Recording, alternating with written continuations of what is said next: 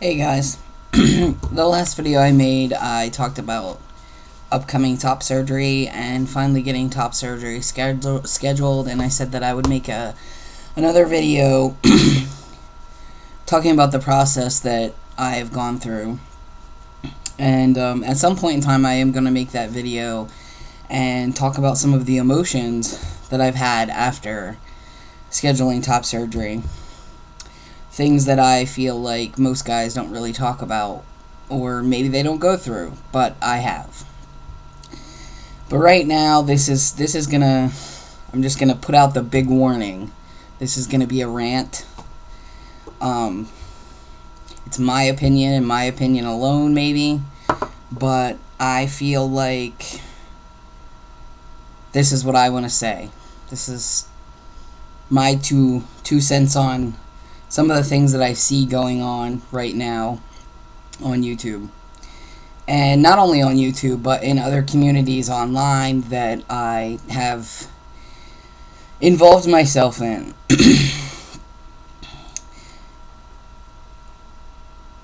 Lately, there's been a lot of conversations about stealth versus not stealth, or quote-unquote out. I have real issues with this conversation. One of my major issues is that we are a community that preaches diversity. And if we can't accept the diversity within our community, then how can we expect the quote-unquote outside world to respect our diversity? Again, I apologize. This is going to come across as very ranty. I spent many years before deciding to transition in the lesbian community. Never really feeling lesbian identified, but that was my community for many, many years. And I've seen lesbians tear each other apart over, you're not lesbian enough, you're too feminine, this is how a lesbian should look. Who writes the book? Somebody tell me, because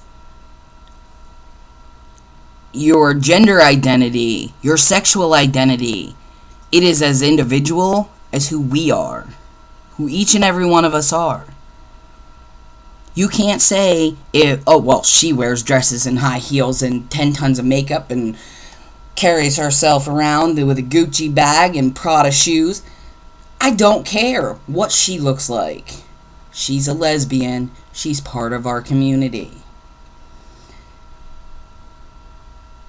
That's where this whole thing comes into for me.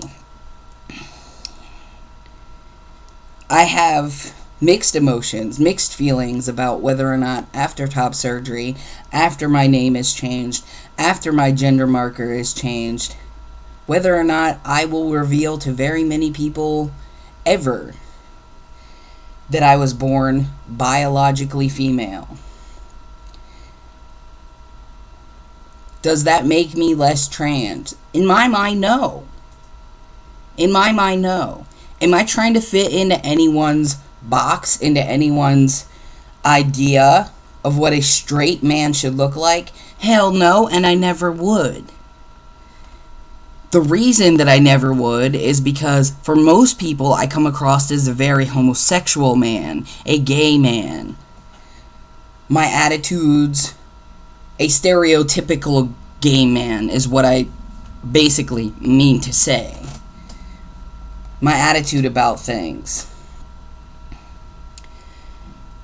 I very often will identify as a male feminist. I identify as queer, but in my location. I'm not talking about moving somewhere where I want to try to fit in, but in the location that I live in, that is my home, it will be very difficult for me to come out to people on a regular basis. Does that mean that I want to hide away from the entire world? No. When I feel safe and I feel like someone needs to know this information, to be educated, to learn that we're not horrible people. It's not as scary as you think it is. We're regular people who just were born with our brains not matching our bodies. We did something about it. We moved on with our lives. We live successful lives just like everyone else. I think I'm getting a little off topic. I'm getting a little heated. The point that I'm trying to make is that, we have the outside world to tear us apart, to tear us to shreds. And we don't need to tear each other to shreds. We don't need to tear each other to shreds over the decisions that are made. Not in an online community, whether it's someone who has decided to discontinue making videos or identifies completely as male or completely as female at this point in time in their lives. They feel like transition is over for them and no longer feel like a trans man or a trans woman. They don't want to talk about trans issues. In my book, I'm happy for you. That's A-okay. That's A-okay with me. And if you feel like in your community you need to keep yourself hidden, not hidden, but I don't even like the word stealth because it implies that you are hiding, that you're trying to pass as something you are not. You've done the work. You take the shots every week or every 2 weeks or whatever. You're taking the testosterone. You're having the surgeries. If you want to call yourself a man, well, by God, you are a man. What other definition would I have?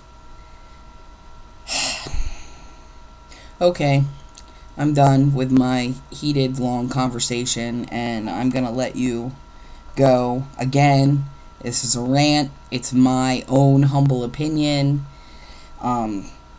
You are all welcome to agree or disagree.